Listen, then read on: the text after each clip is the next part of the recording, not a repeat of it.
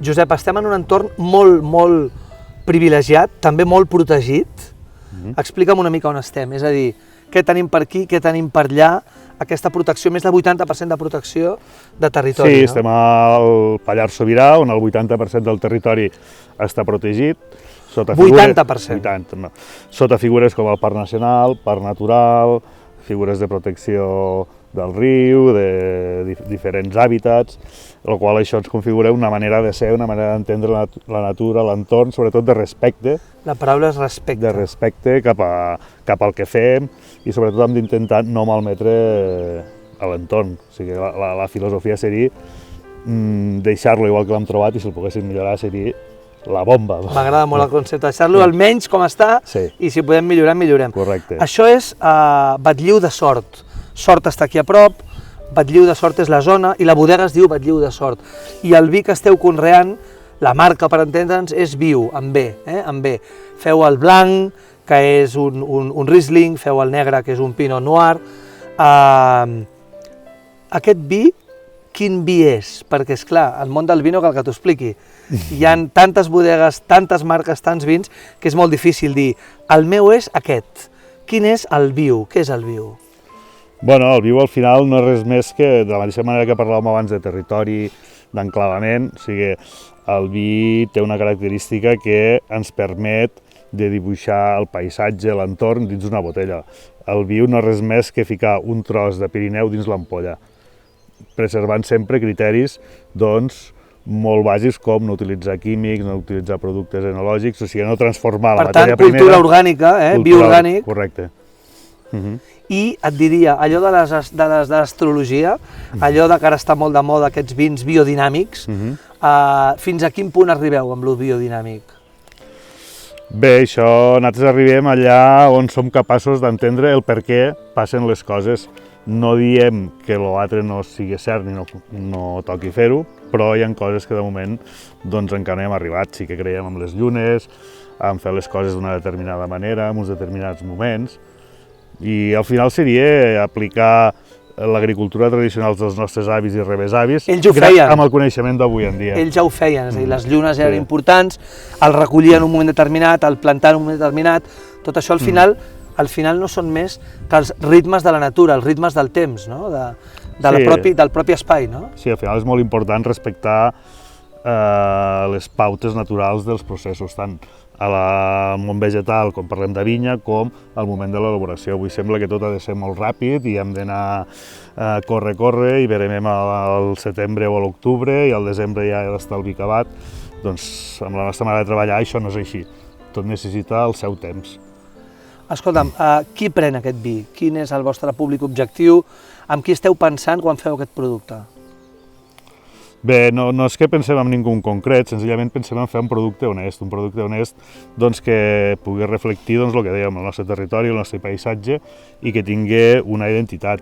D'altra banda, també podem dir que té molt bona acceptació amb tot el que serien restaurants de gamma mitja-alta, amb enoteques especialitzades, però ja et dic, no és pensar en fer un vi perquè agradi a un o a l'altre, sinó fer un vi amb la identitat de Pirineu, amb la identitat de la zona i poder exportar això arreu del món. Això és important, el tema internacional, com l'esteu afrontant? Sou acceptats al territori, esteu aquí molt assentats, teniu prestigi al territori, però com afronteu el repte internacional, com l'esteu fent? Bé, nosaltres és una bodega que vam començar des de zero, amb la qual cosa el creixement, amb nombre d'ampolles, nombre d'hectàrees ha sigut molt lent, fruit també de la manera de treballar. El ritme de feina.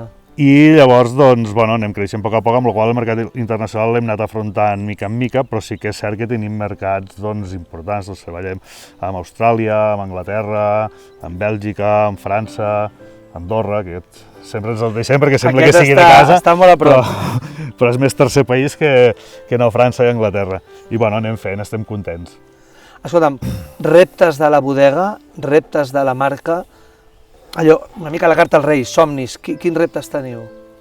No, el repte senzillament, o el somni és consolidar el que tenim, seguim la mateixa línia, anar creixent amb els ritmes de creixement que tenim, que estem fent uns ritmes de creixement anuals d'un 30% en producció i en ventes. Sí, bueno, quan vens de baix. Però està molt bé. I sobretot no perdre mai de vista doncs, el que dèiem, no? La identitat, la manera de fer, la manera de treballar, que l'escriure no es faci perdre el llegir, no? I seria aquesta, no? Caminar a poc i mantindre tota aquesta essència. El vi que feien abans els vostres avantpassats en aquesta terra i el vi que feu vosaltres ara, és el mateix vi o han canviat coses? És a dir, cuideu la tradició, cuideu tot allò que s'ha fet sempre, allò dels pares a fills, però la innovació, quin paper hi té? Tradició més innovació, com ho feu? Bueno, de fet, aquí el que era el conreu de la vinya s'havia perdut. O sigui, fa 200 anys es va desaparèixer i nosaltres ha sigut un treball de recuperació doncs, del conreu per fer una nova iniciativa a la zona que pogués servir doncs, perquè copiessin altra gent, una nova forma de vida. Una inspiració per a altra gent, eh? Sí, bueno, una nova manera de viure a la zona que fins ara no existia. I això, doncs, bueno, el que dius, els vins d'abans no sabem exactament com són, però sí que estem fent un treball de recerca, de recuperar tot de les vinyes antigues que hi havia arreu del Pirineu, i tenim una vinya experimental que treballem conjuntament amb l'Incavi per poder mirar de recuperar... Doncs, com un lab, un laboratori, no? Sí, l'I+D, no? L'I+D famós, no? Correcte. I amb això estem mirant de recuperar, esbrinar i saber el que antigament hi havia a la zona. Però la tecnologia i la innovació ajuda també? És a dir, es pot ser molt tradicionalista i també acceptar una certa tecnologia? És que el fet de ser tradicionalista, com dius tu, o sigui, vol dir no oblidar el passat, però, per altra banda, no vol dir refusar la tecnologia. És a dir, si quan parlem de que fem vins orgànics, vins que no utilitzem segons quines coses, això és gràcies a la tecnologia. Clar. És gràcies moltes vegades que tenim uns dipòsits, que els tenim controlats amb temperatura, que podem controlar que no hi hagi gens d'oxigen. Pots filtrar coses, controlar situacions. Una cosa és manipular, alterar amb productes de síntesi i l'altra és el teu producte, doncs, tindre la capacitat de control de que allà doncs, no passarà res que tu no vulguis. Ramon, tu ets un dels socis de la bodega. Et sembla que fem l'experiència d'obrir un vi? M'havies parlat, el teu soci m'havia parlat del vi, aquest és el negre, és el Pinot Noir, collit el 2016. Exacte. Comença l'espectacle, va, anem-hi. Vinga, va, provem-lo. Viu de sort és el nom del vi. Nosaltres, com abans heu parlat amb el Josep, treballem bàsicament amb dues varietats que no són pròpiament del territori, entès com allò que diuen raïm propi del territori. Són dos varietats, que una és la Pinot Noir i l'altra és la Riesling, i són dues varietats que després de fer un acurat anàlisi tant de clima com de sols... De què convenia, no? Exacte, vam determinar que les millors varietats que ens podien servir per expressar el que ell parlava, d'aquesta essència de Pirineu, com expressar el Pirineu, aquestes dues varietats vam considerar que, a part que es podien adaptar molt bé a la zona i ens podien donar bons vins, eren les més adients per expressar això que volíem expressar nosaltres. En aquest cas, provem el viu, que és un Pinot Noir 100%, 2016. Quina característica té la collita del 2016? Com va sortir aquest vi? Bueno, més que sí, clar, evidentment cada any té una característica especial, no? Que si va ploure molt, va ploure poc... Exacte, sí. Però més que parlar de la característica de l'any, jo crec que és més adient parlar de les característiques de la Pinot Noir, no? Perquè potser és un tipus de vi que per cultura no estem massa acostumats a provar-lo, no? La Pinot Noir estem parlant de vins molt delicats, d'una entrada en boca molt suau, fruita vermella, no són vins amb potència, amb un cos, sinó que són vins delicats. Diuen que la Pinot Noir és l'elegància, l'elegància amb el vi. Vins que tenen poc color, un color molt suau, molt fi, mateixa suavitat amb el color que en boca. Però després són vins que tenen molta persistència, vull dir, són vins que a pesar de la seva fragilitat o l'aparent fragilitat que puguen arribar a tenir, després en boca són vins llargs, són vins frescos... I entra suau, però després es va quedant amb el teu paladar, amb el teu gust...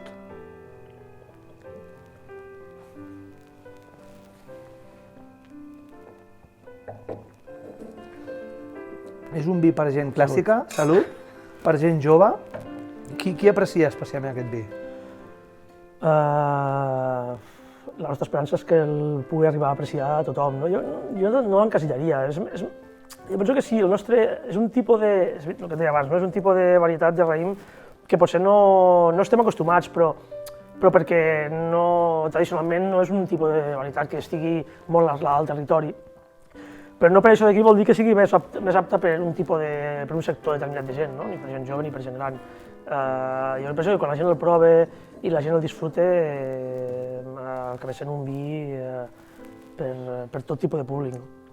Per menjar què? Què menjaries amb això? Aquí tenim uns formatges, per exemple, evidentment de la zona. És el que deia abans, vull dir, a pesar d'aquesta aparent fragilitat que pugui semblar que té, és un vi que ho aguanta molt bé, molt tipus de menjar, no? Formatges, en aquest cas estem aquí, tenim uns formatges d'aquí del territori, el tou d'Estilès, el tou de Casa Mateu, el del Triador, són formatges fets aquí al Pallars. No hi ha res millor que maridar lo de la terra amb la terra. Lo d'aquí amb lo d'aquí, no? Exacte, llavors, ostres, amb nous d'aquí també de la zona, som productors de nous també aquí a la zona. Nou més formatge més vi, és perfecte, no? Perfecte. Faltaria una miqueta d'embotit, no? Faltaria un xolís, o inclús una miqueta de girella, no? Que són també embotits molt típics de la zona i que mariden perfecte, en aquest cas, amb el viu Pinot Noir. Escolta'm, l'ajut líder és important, no? Estem en un territori d'oportunitats. L'ajut líder vol dir uns fons europeus gestionats per una administració catalana i vol dir apostar per un projecte de futur. Vosaltres sou un projecte de futur, no? Perquè si l'ajut líder està aquí vol dir que sou futur, no? Esperem, no? Que siguem un projecte de futur. La nostra idea és aquesta i la veritat és que en una zona com la que estem és imprescindible, no? Tenir aquest tipus d'ajuts perquè bueno, no sé si veieu on estem en un paller, estem en un antic... Quant temps deu tenir aquest escenari, aquest espai? El paller no sé quants anys deu tenir, la veritat és que no tenim catalogat, però en té bastants, no? I clar, només partir de poder... Això és una recuperació de patrimoni, el que estem fent aquí, a part del que hem fet a la vinya, que és la recuperació d'un cultiu que es va perdre fa 200 anys. D'un ofici que en aquest territori ara no es fa. Aquí tenim, a més, l'obligació de contribuir a la recuperació del nostre patrimoni. No? El patrimoni és tant a l'exterior com en cas a l'interior, no? Tant a la terra com a les instal·lacions que antigament hi havia. Doncs això és un antic paller agrícola, això és una finca ramadera, que hi havia vaques i palla, no? I només la restauració d'un espai com aquest d'aquí seria impossible sense l'ajuda, en el cas del líder. Seria impossible. Molt bé.